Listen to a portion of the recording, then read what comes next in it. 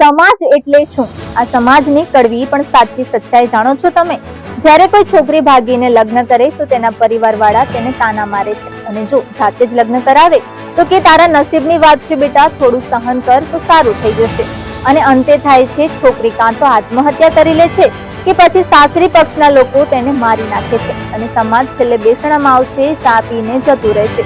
હું તમને આવું એમ જ નથી કહી રહી. જોધપુરમાં ખુશ્બુ રાજપુરોહિતને એના સાસરીવાળાએ દહેજમાં ગાળી અને લગ્ન પછી સંતાન ના આપવાને કારણે ઘેર આપીને મારી નાખી છે.